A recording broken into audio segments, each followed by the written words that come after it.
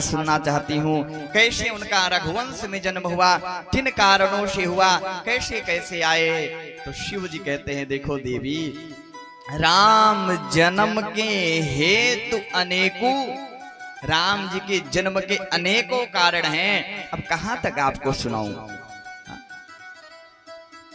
अब यदि आप पूछ रही हो तो पहला कारण यह है, सनकादिक ऋषियों को जय और विजय का श्राप। सनकादिक ऋषियों ने जय और विजय जो भगवान के नित्य पार्षद, उन्हें श्राप दे दिया। और कैसा श्राप दिया, कहा तुम 3 जन्म तक असुर योनि में जन्म लोगे। तो पहला कारण सनकादिक ऋषियों का श्राप। दूसरा कारण शिव महापुराण में आता है और यही प्रसंग रामचरितमानस में आता है, देवी वृंदा का नारायण को श्राप।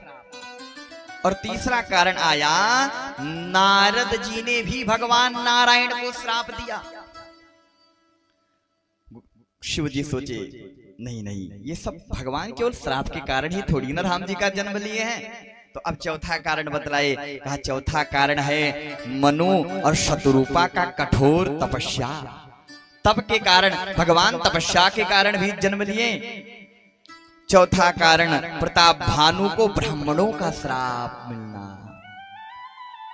अस्तु राम जन्म के हेतु अनेका, राम जी के जन्म के अनेक कारण हैं। मैया पार्वती कहती हैं शिव जी से, अच्छा यहाँ आप लोग जरा ध्यान से सुने, यहाँ गुरु के प्रति निष्ठा देखिए पार्वती जी की। यहाँ क्या कहा है शिव जी ने कि नारद जी ने नारायण को श्राप दे दिया, लेकिन गुरु के प्रति निष्ठा देखिए, अपने गुरु में दोष नहीं देख रही हैं। मैया पार्वती कहती हैं, हे स्वामी का अपराध रमापति कीन्हा, का अपराध रमापति कीन्हा, कारण कवन श्राप मुनि दीन्हा, कारण कवन श्राप मुनि दीन्हा। भाव जरा देखिए, कह रही है का अपराध रमापति कीन्हा। आखिर भगवान ने कौन सा अपराध कर दिया, कारण कवन श्राप मुनि दीन्हा, हमारे गुरु जी ने क्यों श्राप दे दिया। ये गुरु के प्रति निष्ठा जिस दिन हो जाएगी उस दिन कल्याण हो जाएगा। क्यों? क्योंकि कहा गुरु गोविंद तो खड़े, काकू लागू पाय, बलिहारी गुरु आपकी गोविंद दियो बता। भगवान से भी बड़ा स्तर गुरु का है, क्योंकि भगवान से कोई मिलाने वाले हैं तो वो गुरु हैं। इसलिए तो भक्तजन गुरु को ही सर्वश्रेष्ठ बतलाते हैं। आज शिव जी जब मैया के इस वाक्य को सुने तो बोले बिहसी महेश, तब शिव जी मुस्कुराते हुए कहते हैं, देवी आप यदि विस्तार से सुनना चाहती हो तो ये प्रसंग मैं भी आपको विस्तार से सुनाऊंगा। अच्छा, जब मैया पार्वती की इच्छा है कि ये प्रसंग विस्तार से सुनाया जाए तो गोस्वामी तुलसीदास जी ने मन में विचार किया कि जब मैया पार्वती की इच्छा विस्तार से सुनाया जाए तो विस्तार से सुनाना भी चाहिए।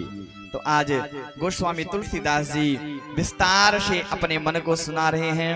बड़ा ही रमणीय स्थल है, कहाँ का, हिमालय का बड़ा ही दिव्य स्थल है। सुंदर शीतल मंद सुगंध समीर हवाएं बहने लगी हैं और बड़ा ही सुंदर आश्रम है।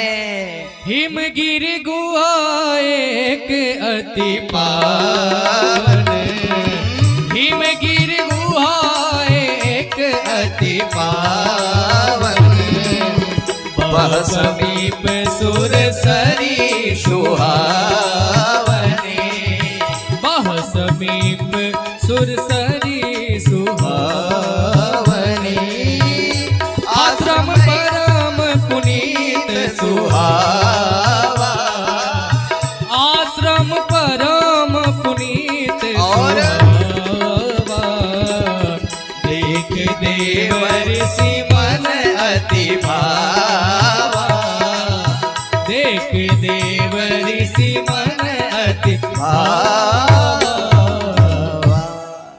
आश्रम परम पुनीत सुहावा, बड़ा ही परम पुनीत आश्रम है।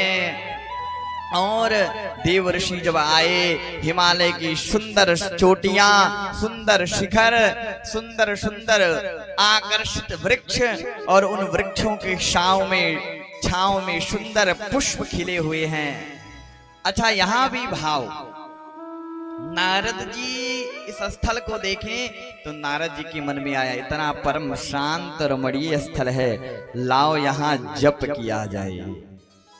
कोई व्यापारी पहुंच जाए तो उसके मन में विचार आएगा, बड़ा बढ़िया डेस्टिनेशन है, लाओ यहाँ रेस्टोरेंट खोल दिया जाए।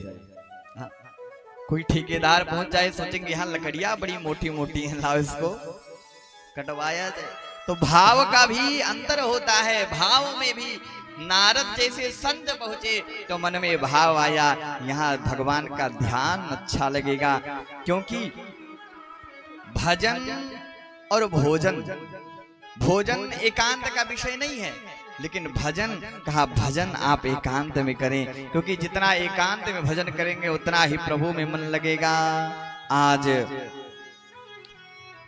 नारद जी का मन लगा, और नारद जी आज तप में मन लगाए, और नारद जी का ऐसा मन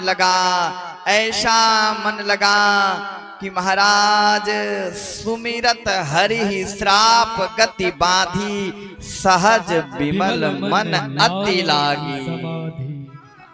आज नारद जी ध्यान लगा करके बैठे, और नारद जी की समाधि लगी रह गई।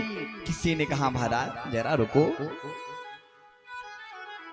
नारद जी को तो श्राप लगा है कि 2 घड़ी से ज्यादा वो कहीं रुक नहीं सकते। नारद जी को तो श्राप है कि 2 घड़ी से ज्यादा कहीं नहीं रुकोगे। ध्रुव जी के ही वंशज है महाराज दक्ष, तो दक्ष के 60,000 पुत्र हुए, और सभी को नारद जी ने ऐसा उपदेश दिया कि सारे पुत्र बैरागी हो गए। अब दक्ष को आया क्रोध, कहा मेरे जितने पुत्र हो रहे हैं सबको उपदेश देकर के बैरागी बना दे रहे हैं। तो दक्ष ने श्राप दिया, जाओ नारद मैं तुम्हें श्राप देता हूं, तुम 2 घड़ी से ज्यादा कहीं रुक नहीं पाओगे। नारद जी को श्राप, लेकिन आज जब नारद जी ध्यान लगाए तो क्या श्राप मिथ्या हो गया? कहा नहीं, सुमिरत हरि ही श्राप गति बाधी। यहाँ श्राप नहीं मिथ्या हुआ, यहाँ समय की घड़ी ही रुक गई है, और सहज विमल मन लागे। आज नारद जी का सहज ठाकुर जी के चरणों में मन लग गया, ऐसा मन लगा, आज नारद जी का मन लगा ही रह गया, ऐसा ध्यान लगाए। उसी समय जब देखे कि नारद जी ध्यान लगा करके बैठे हैं, तो देवराज इंद्र के मन में विचार आया कि कहीं ऐसा ना हो ये भगवान को प्रसन्न करें, और भगवान को प्रसन्न करने के बाद में कहीं मेरा सिंहासन ना ये ले लें, कहीं स्वर्ग की सत्ता ही ना मांगने लग जाएं। नारद जी ध्यान लगाए हैं, देवराज इंद्र को स्पृहा होने लगी, जलन होने लगी, मेरा सिंहासन तो नहीं चला जाएगा। स्पृहा ये भी एक बड़ी बात है, लोगों को बड़ी जल्दी हो जाती है। एक भक्त थे, शिव जी के बड़े भक्त थे, और वो भक्त शिव जी के पास गए, खूब पूजन अर्चन वंदन किया, तो भगवान शिव प्रसन्न हो गए। शिव जी प्रसन्न होकर के भक्त को एक शंख निकाल करके दिए, और जब शंख निकाल के दिए तो भक्त कहता, प्रभु ये शंख मैं क्या करूंगा? शिव जी ने कहा, इस शंख से जो भी आप मांगोगे वो आपको मिल जाएगा। हाँ, ये ध्यान रखना कि जो तुम्हें मिलेगा उसका दुगना तुम्हारे ग्रामवासियों को, तुम्हारे पड़ोसियों को मिल जाएगा। अब भक्त सोचा, मैं मांगूंगा मुझे 1 घोड़ा दे दो तो मेरे पड़ोसियों को 2 घोड़ा मिल जाएगा। भक्त शंख रख दिया, बोला कुछ मांगेंगे ही नहीं। अच्छा, भक्त एक दिन बाहर गया तो उनकी पत्नी को पता चल गया कि शंख से मांगने पर सब कुछ मिल जाएगा। तो उनकी पत्नी ने कहा, हे शंख देवता, हमारा 1 मंजिला मकान बन जाए। शंख की कृपा भई, 1 मंजिला इनका बढ़िया मकान बन गया। अब जब भक्त लौटा तो देखा पूरे गांव में 2-2 मंजिला मकान, क्योंकि शंख का ऐसा प्रभाव था कि पड़ोसियों को डबल मिलेगा। अब तो 2 मंजिला मकान सबका बन गया। भक्त आया, अरे ये सबके घर कहां से बन गए? कहा, अरे शंख देवता से मांगे हम। कहा, राम राम, ये क्या किया तुमने? अब भक्त तो जो ग्रामवासियों से स्पृहा करता था कि मुझसे आगे ना कोई निकल जाए, तो इसलिए सोचा कि जो मुझे मिलेगा उसका दुगना ग्रामवासियों को मिलेगा। तो गया, शंख उठाया और कहता, हे शंख देवता, मेरी 1 आंख फूट जाए। अब इसका तो 1 आंख गया, लेकिन अब शंख का प्रभाव ऐसा रहा कि ग्रामवासियों का दोनों आंख सीताराम हो गया। अब लाठी के सहारे ग्रामवासी चलते रहे। तो इसे सोचा कि ऐसे नहीं काम चलेगा। दौड़ा दौड़ा आया, कहता, हे शंख देवता, मेरा 1 पांव चला जाए। अब इनका तो 1 ही गया, लेकिन ग्रामवासियों का दोनों चला गया। अब जब ग्रामवासियों का दोनों चला गया, फिर भी लोग बैठे रहे, घिसक घिसक करके अपना काम चलाए। फिर इससे नहीं रहा गया। कहता, हे शंख देवता, मेरे घर के आगे 1 बड़ा गड्ढा हो जाए। और 1 गड्ढा तो हुआ, लेकिन ग्रामवासियों के घर के सामने 2-2 बड़े बड़े गड्ढे। अब सभी ग्रामवासी गड्ढे में गिर गए और सब पूरा ग्राम समाप्त हो गया। तो कहने का मतलब ये स्पृहा ऐसी वस्तु है जिससे कोई नहीं बच सकता। आज देवराज इंद्र को भी स्पृहा होने लगी। देवराज इंद्र को स्पृहा होने लगी कि नारद जी ऐसा तप कर रहे हैं, कहीं भगवान से मेरी स्वर्ग की सत्ता ही ना मांग ले, कहीं मेरा सिंहासन ही ना मांग ले। यही होता है संसार में। गोस्वामी तुलसीदास जी ने बड़ी सुंदर चौपाई लिखी है, ऊंच निवास नीच कर तूती, और देख न सकही पराई विभूति। जब कोई आपके समकक्ष आने लगे तो लोगों से देखा नहीं जाता है, देख न सकही पराई विभूति। आज देव